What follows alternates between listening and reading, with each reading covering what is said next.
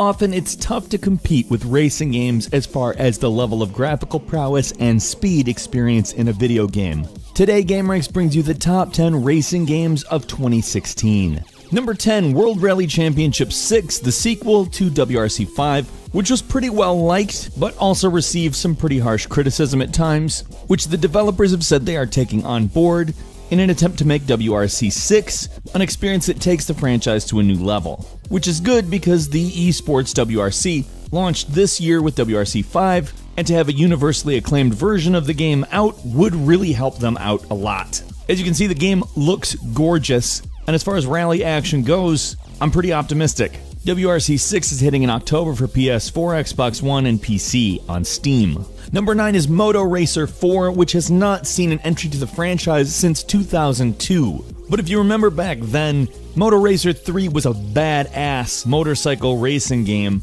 that, for the time, had just top-notch graphics. It was sometimes a little bit unpolished, though, especially in the game's interface. If you remember that, it was a problem. But the game itself was a lot of fun, and I remember it fondly. And beyond looking great, it's hitting October 16th on Windows, Mac, Xbox One, and PlayStation 4 with VR capabilities. Number 8, Neon Drive, is something completely different than the couple of other games we've covered so far. It's somewhere between Sonic Dash, a rhythm game, and a racing game, and is being described as a slick retro-futuristic 80s-inspired arcade game, and it nails everything it's going for. It's truly, really, really cool. The graphics, as you can see, are a beautiful cavalcade of neon color and shapes. The game is really fun. I've played it. It came out in May, and while it's not a traditional racing game, it's going to be something that gets your blood pumping, and the soundtrack is awesome. You can get it on PC and Mac on Steam,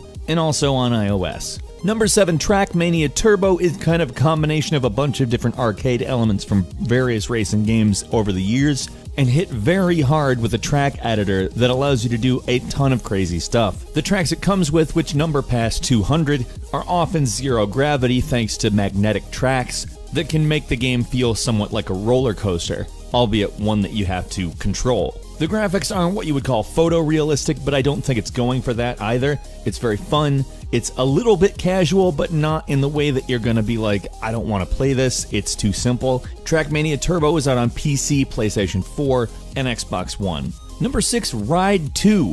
What a lot of people called Gran Turismo for bikes, as in a much more realistic racing game that was hailed for its sound design, is back with a game that attempts to tackle some of the issues from the first game, including the load times. As far as the handling, they've claimed to tighten it up just a little bit. It's not that it really needed a lot in the handling department, and is actually, for a simulation game, very accessible to a player who hasn't played it, and is aiming to be the most complete virtual riding experience ever. We'll find out if they deliver on that for PlayStation 4, Xbox One, and Windows on the 7th of October. Number 5 is Drive Club VR, which is an updated version of the social-oriented racing game that did receive a few mixed reviews, but the people who like Drive Club really like Drive Club. It has a very dedicated fan base. The updated VR version is going to be launching with the PSVR and is going to include several new tracks, which, when you consider that Drive Club does have very solid controls, should be great for VR. Drive Club VR is a PlayStation exclusive